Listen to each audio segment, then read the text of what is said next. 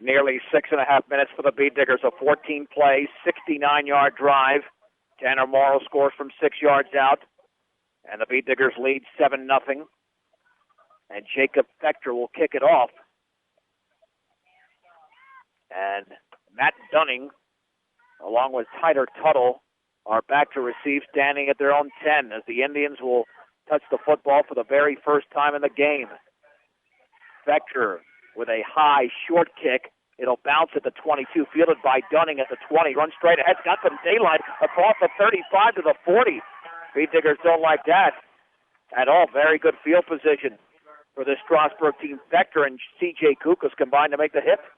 I watched Brendan Rutherford on that play because he's one of the guys that makes most of the tackles, it seems like, the last few weeks on kickoffs. And he just runs right down the field. Brush comes out of that bunch formation, runs down there full blast, runs right past people, and then there at the end of the day, he ran into two guys that were kind of wedge blocking right in front of the receiver, and he tried to run right through the middle of them, but they just kind of knocked him back onto his back. Well, let's see what the Bead Diggers can do defensively after the offense took the football down the field.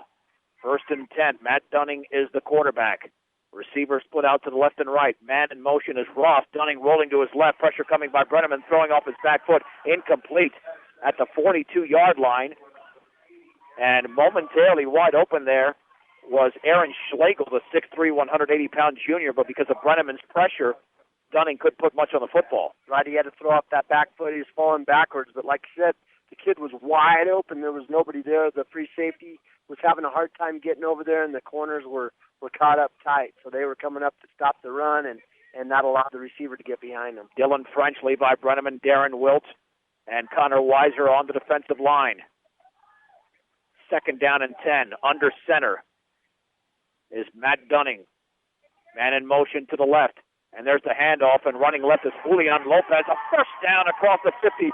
Still on his feet, a gain of 13. He's tackled at the Bead Digger 47 as Tanner Morrow brings him down. But that was a nice hole for Julian Lopez, and the Indians, 2 plays into their possession, have their first down. You know, they have brush spread out all over the place. Their wide receivers are clear out on the very end of the right by the sidelines, and then they have those slots that are out there with them, and our corners are stretched way out there, so they spread us way out, and then they took their time as they sprinted back and ran that draw, and it was just wide open. They got a good trap on the inside and caught our linebackers sleeping. David Humiston into the game for Strasburg, now in a shotgun formation. Eric Trex, the lone setback. There's the snap, looking left. The pass is caught out in the flat across the 45, tackled at the 43, and the tackle made over there by Bruce Melendez. The catch by Aaron Schlegel. And the gain of around 4. It'll be 2nd down and a short 6, let's put it that way, as that football's nosing the 42-yard line of the Bead Diggers. Just a hitch pass, a real fast one, and it was a good, accurate throw, but not something that enables our defensive line to get a lot of pressure on the quarterback. You know, it's a predetermined pattern. They're hoping that our coverage isn't up tight, and it wasn't that play, and it left it wide open. 2nd down. And we'll call it about 5 from the 42-yard line. Man in motion to the left is Tuttle. Dunning with a 5-step drop, going to take off with the football. Sees daylight to the 40-yard line, runs to his left, and he's down at the 38. He'll pick up 4. And let's see who made the tackle for the Bead Diggers, because I believe it was Tanner Morrow, and it was. But it sets up a 3rd down and 1. You know, just with the way they run that spread, I'm telling you, their wide receiver over here on the right side, when the ball's on the left hash, their wide receivers clear over here where the numbers are at, so they have our defense stretched way out there. Well, it's 3rd down. There's the give and a 1st down. And Dunning actually took it himself. Boy, surprised me, in fact. In fact, he picks up 10 yards in the play right up the gut to the 27 as Tanner Morrow made the tackle for the Bead Diggers. But right now the Brush defense, which Dave has been exposed throughout the course of the season, and it's happening once again.